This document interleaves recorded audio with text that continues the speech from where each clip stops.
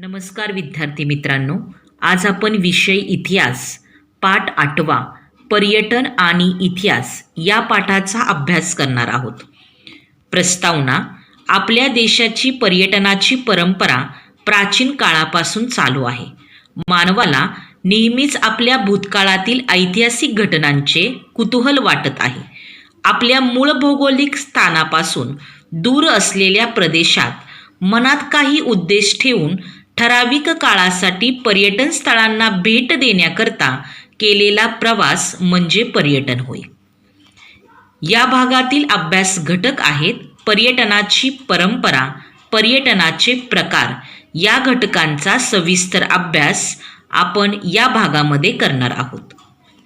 सुरुवातीचा जो मुद्दा आहे तो आहे पर्यटनाची परंपरा. आपल्या देशात पर्यटनाची परंपरा प्राचीन काळापासून चालू आहे.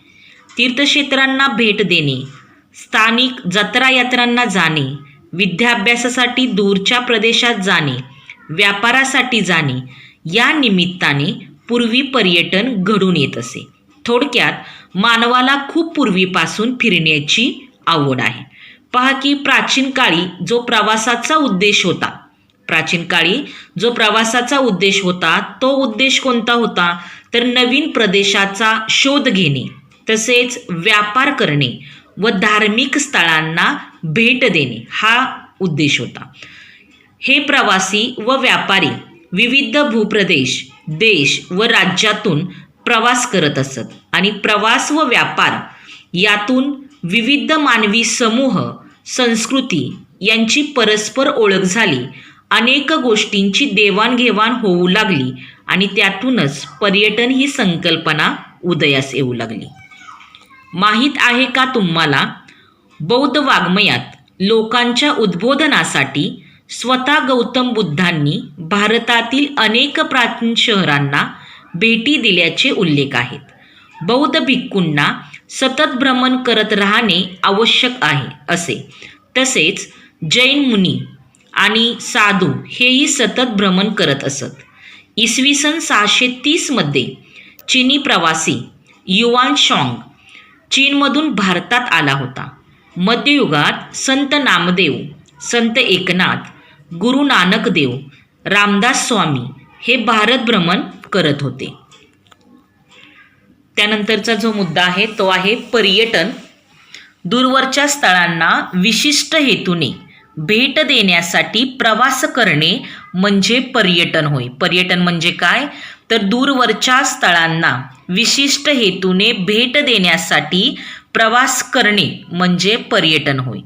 19व्या शतकाच्या उत्तरार्धात थॉमस कुकने लोकांची लिस्टर ते लाफबरो अशी रेल्वे सहल आयोजित केलेली होती आणि पूर्ण युरोपची भव्य वर्तुळाकार सहल यशस्वीपणे घडवून आणली.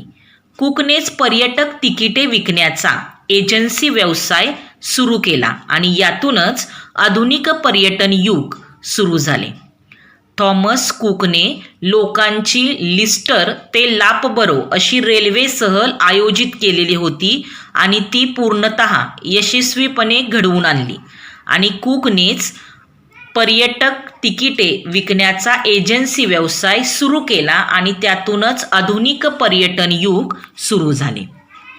माहीत आहे का तुम्हाला, जगातील पहिला युरोपीय शोधक प्रवासी म्हणून बेंजामिन टुडेला प्रसिद्ध आहे. त्याचा जन्म स्पेनमध्ये झाला. 1159 ते 1173 दरम्यान त्याने फ्रान्स, जर्मनी, इटली, ग्रीस, सिरिया, अरबस्तान, इजिप्त, इराक, पर्शिया, भारत व चीन या देशांना भेटी दिल्या. त्याने आपल्या प्रवासादरम्यानचे अनुभव दैनंदिनीमध्ये लिहिले. ही दैनंदिनी इतिहासाचा महत्त्वाचा दस्तऐवज आहे. जगातील पहिला युरोपीय शोधक प्रवासी कोण आहे तर बेंजामिन टुडेला हा प्रसिद्ध आहे. त्यानंतर पहा की मार्को पोलो. 13व्या शतकातील मार्को पोलो या इटालियन प्रवाशाने आशिया खंड आणि विशेषतः चीनची ओळख युरोपला करून दिली. तो 17 वर्ष चीनमध्ये राहिला. आशियातील निसर्ग, समाज जीवन, सांस्कृतिक जीवन आणि व्यापार यांची ओळख त्याने जगाला करून दिलेली होती. यातूनच युरोप व आशिया यांच्यात संवाद व व्यापार सुरू झाला. त्यानंतर पहा की इब्न बतूता इस्लामी जगताची प्रदीर्घ सफर घडवून आणणारा 14व्या शतकातील प्रवासी म्हणजे इब्न बतूता. तो 30 वर्ष जग फिरत होता. एकाच रस्त्याने 2 वेळा प्रवास करायचा नाही असे त्याचे धोरण होते. मध्ययुगाचा इतिहास आणि समाज जीवन समजण्यासाठी बतूताचे लेखन उपयोगी आहे. त्यानंतर पहा गेरहार्ड मर्केटर.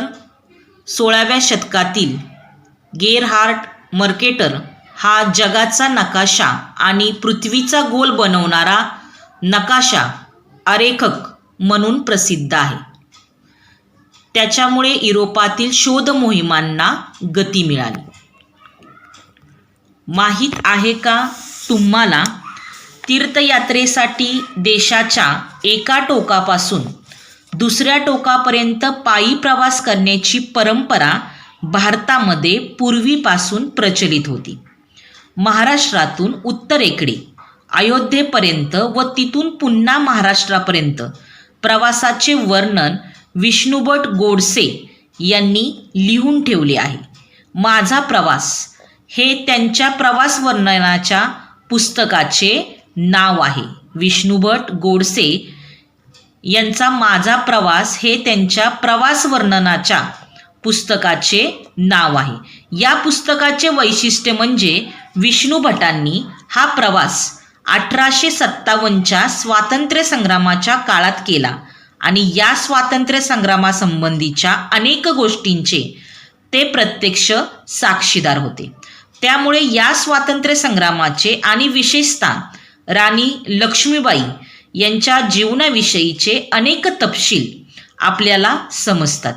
एवढेच नव्हे तर 18व्या शतकातील मराठी भाषेचे स्वरूपही आपल्याला समजते आणि हे पुस्तक तत्कालीन इतिहासाचे एक महत्त्वाचे साधन आहे.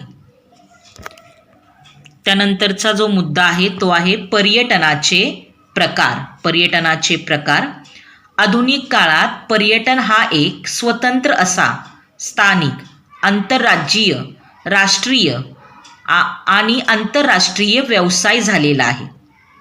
देशातील व परदेशातील पुरावस्तू, इतिहास प्रसिद्ध व निसर्गरम्य स्थळे, प्राचीन कला निर्मितीची केंद्रे, तीर्थक्षेत्रे, औद्योगिक व इतर प्रकल्प इत्यादींना भेटी देणे ही पर्यटनामागील मुख्य प्रेरणा असते. पर्यटनामागील मुख्य प्रेरणा कोणती आहे तर देशातील व परदेशातील पुरावस्तू, इतिहास प्रसिद्ध व निसर्गरम्य स्थळे तसेच प्राचीन कला निर्मितीची केंद्रे, तीर्थक्षेत्रे, औद्योगिक व इतर प्रकल्प इत्यादींना भेटी देणे ही पर्यटनामागची मुख्य प्रेरणा आहे. पहा की निसर्ग निर्मित आणि मानव निर्मित गोष्टींमधील रम्यता व भव्यता यांचा जो प्रत्यक्ष अनुभव घेण्याची इच्छा जगभराच्या पर्यटकांना असते. त्यामुळे हिमशिखरे, समुद्रकिनारे, घनदाट जंगले असे उपेक्षित प्रदेश पर्यटनात आले. त्यांच्यावर दृकश्राव्य प्रसारमाध्यमातून कार्यक्रम तयार होऊ लागले. पर्यटनाचे स्थानिक, आंतरराज्यीय, आंतरराष्ट्रीय, धार्मिक, ऐतिहासिक, आरोग्यपूरक, विज्ञान, कृषी, नैमित्तिक, क्रीडा पर्यटन असे प्रकार पडतात. पर्यटनाचे कोणते प्रकार पडतात तर पर्यटनाचे स्थानिक, आंतरराज्यीय, आंतरराष्ट्रीय, धार्मिक, ऐतिहासिक, आरोग्यपूरक, विज्ञान, कृषी, नैमित्तिक, क्रीडा पर्यटन असे प्रकार पडतात. हा प्रश्न तुम्हाला संकल्पना चित्र पूर्ण करा यासाठी येतो. पर्यटनाचे प्रकार. आपण आता पर्यटनाचे प्रकार सविस्तर पाहूया. स्थानिक व आंतरराज्यीय पर्यटन. हा प्रवास सुलभ असतो. तो देशातल्या देशात असल्याने यात भाषा, चलन, कागदपत्रे यांचा फारसा अडथळा नसतो. विशेष म्हणजे आपल्याला उपलब्ध असलेल्या वेळेप्रमाणे आपण त्याचे नियोजन करू शकतो. म्हणजे स्थानिक व आंतरराज्यीय पर्यटन म्हणजेच काय तर यामध्ये देशातील पर्यटक आपल्या देशांतर्गत पर्यटन स्थळांना भेटी देतात. म्हणजे देशातल्या देशात हा प्रवास सुलभ असतो आणि तो देशातल्या देशात असल्याने याच्यामध्ये कोणताच अडथळा येत नाही. मग त्यामध्ये भाषा असेल, चलन असेल किंवा कागदपत्रे यांचा फारसा अडथळा स्थानिक व आंतरराज्यीय पर्यटनामध्ये नसतो. त्यानंतर पहा आंतरराष्ट्रीय पर्यटन. जहाज, रेल्वे आणि विमान यांच्यामुळे आंतरराष्ट्रीय पर्यटन करणे पूर्वीपेक्षा सोपे झाले आहे. जहाजांमुळे समुद्र किनाऱ्यांवरचे देश जोडले गेले. तसेच रेल्वेच्या रुळांनी युरोप जोडला आहे. विमानांनी जग जवळ आणले. आर्थिक उदारीकरणानंतर भारतातून परदेशात जाणाऱ्यांची संख्या आणि परदेशातून भारतात येणाऱ्यांची संख्या वाढलेली आहे. पहा की आंतरराष्ट्रीय पर्यटन याचा विकास कशामुळे झालेला आहे तर जहाज, रेल्वे आणि विमान यांच्यामुळे आंतरराष्ट्रीय पर्यटनाला मोठ्या प्रमाणामध्ये चालना मिळालेली आहे आणि पूर्वीपेक्षा हा प्रवास आता सोपा झालेला आहे. कशामुळे सोपा झालेला आहे तर जहाज, रेल्वे आणि विमान यांच्यामुळे आंतरराष्ट्रीय पर्यटन हे पूर्वीपेक्षा सोपे झालेले आहे. तसेच आर्थिक उदारीकरणानंतर भारतातून परदेशात जाणाऱ्यांची संख्या आणि परदेशातून भारतात येणाऱ्यांची संख्या जी आहे ती वाढलेली आहे.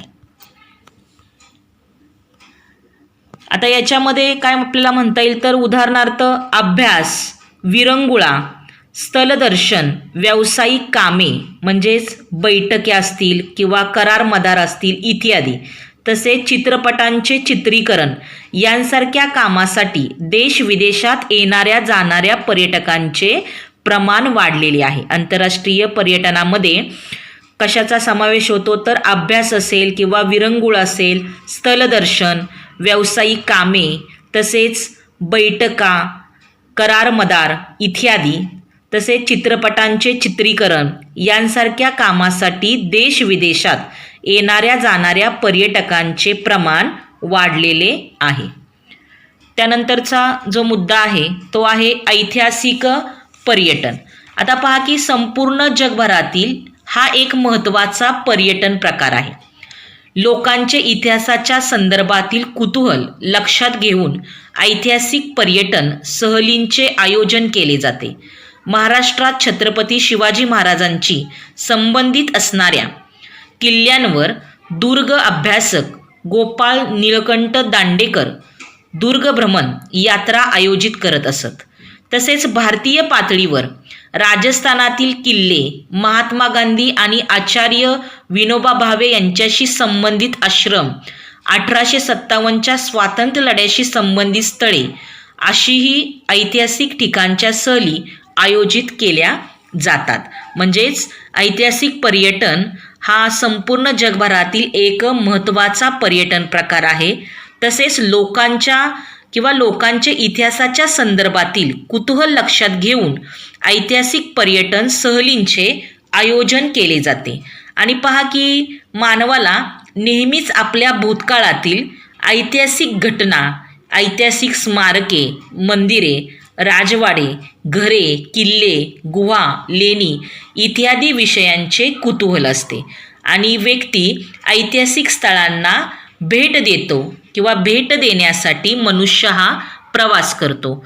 त्याच प्रवासाला काय म्हटलं गेलेलं आहे तर ऐतिहासिक पर्यटन. पहा मानवाला नेहमीच आपल्या भूतकाळातील ऐतिहासिक घटना, ऐतिहासिक स्मारके, मंदिरे, राजवाडे, घरे, किल्ले, गुहा, लेणी इत्यादी विषयांचे कुतूहल वाटत आहे आणि ऐतिहासिक स्थळांना भेट देण्यासाठी मनुष्य प्रवास करतो आणि त्याच्या या एक किंवा अनेक हेतूंनी केलेल्या प्रवासालाच ऐतिहासिक पर्यटन असे म्हटले जाते.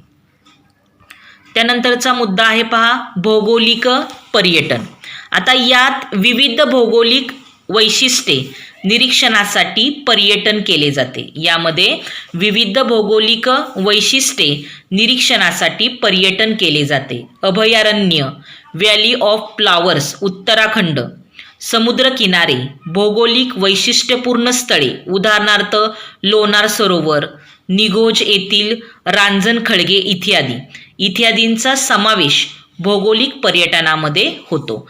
तसेच पहा की यातील अनेक स्थळांमधील निसर्गाचे अवलोकन करावे या इच्छेपोटी आणि कुतूहलापोटी अनेक पर्यटक तेथे भौगोलिक स्थळांना भेट देण्यासाठी जात असतात. भौगोलिक पर्यटनामध्ये विविध भौगोलिक वैशिष्ट्ये निरीक्षणासाठी पर्यटन केले जाते.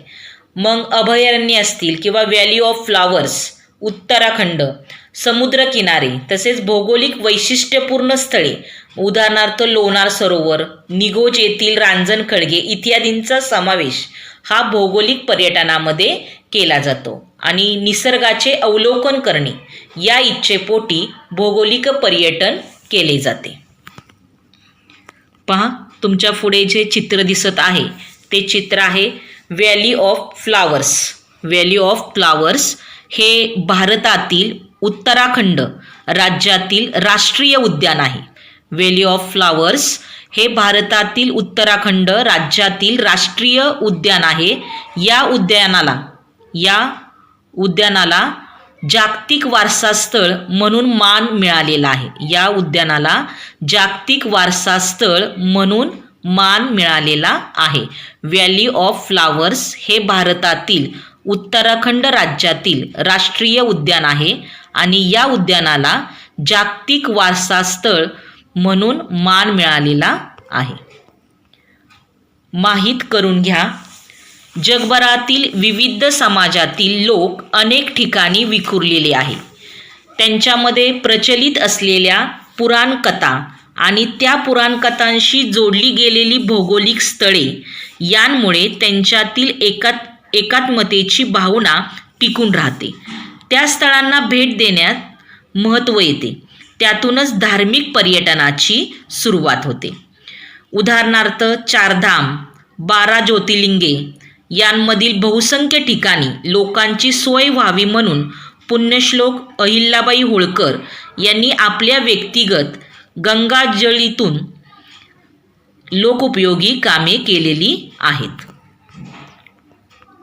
त्यानंतरचा जो मुद्दा आहे आरोग्य पर्यटन.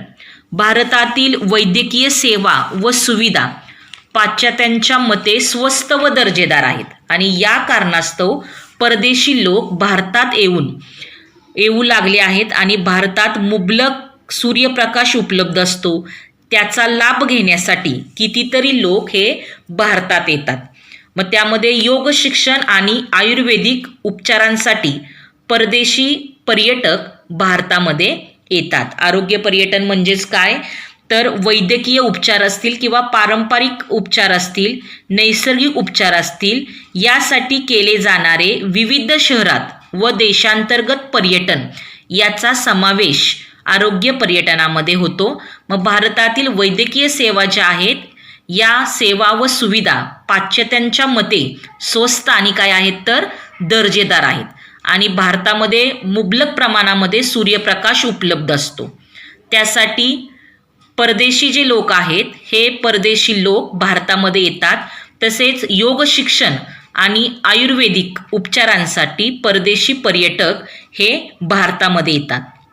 आरोग्य पर्यटन म्हणजेच काय तर वैद्यकीय उपचार, पारंपरिक उपचार तसेच नैसर्गिक उपचार यासाठी केले जाणारे विविध शहरात व देशांतर्गत पर्यटन यामध्ये मोडते. त्यानंतर पहा की कृषी पर्यटन. शहरी संस्कृतीत वाढलेल्या आणि कृषी जीवनाची माहिती नसलेल्यांसाठी कृषी पर्यटन हा प्रकार अलीकडच्या काळामध्ये झपाट्याने वाढलेला आहे.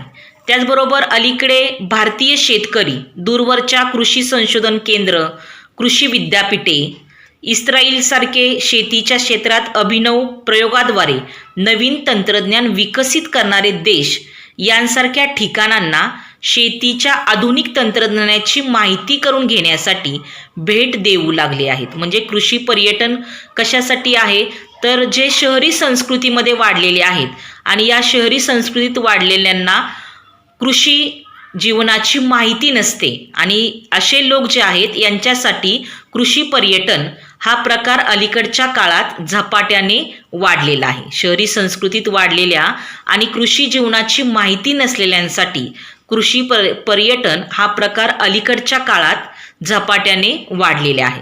मग त्यामध्ये आधुनिक तंत्रज्ञानाने कशा पद्धतीने शेती केली जाते त्यासाठी अभिनव प्रयोग राबवले जात आहेत आणि त्यासाठी कृषी पर्यटन केले जाते.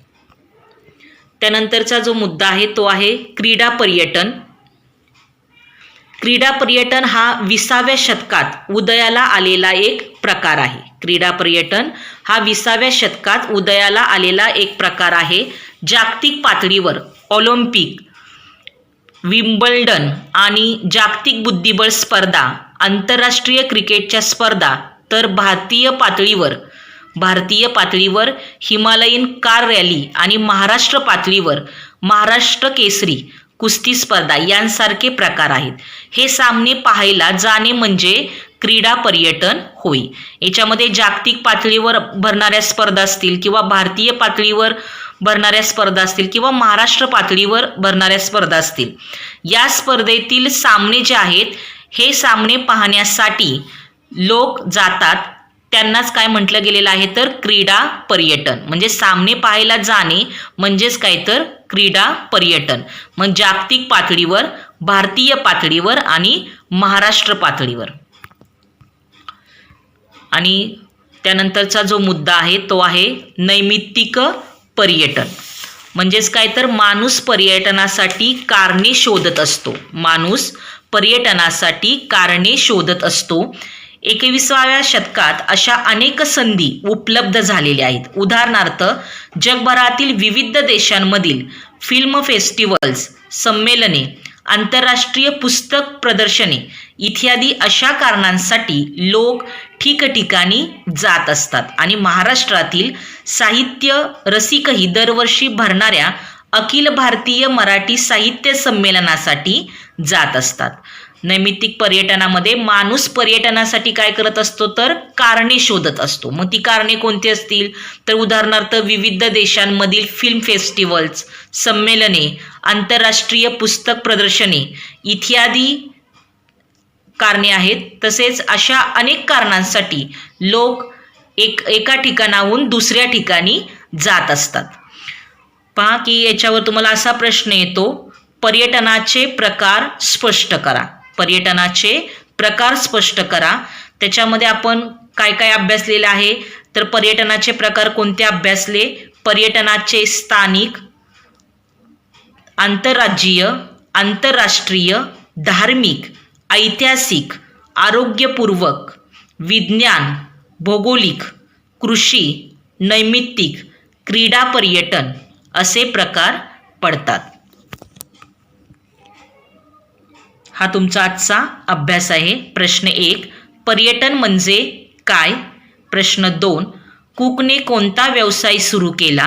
प्रश्न 3, पर्यटनाचे कोणतेही 3 प्रकार स्पष्ट करा. प्रश्न 4, पर्यटनाचे प्रकार यावर संकल्पनाचित्र तयार करा.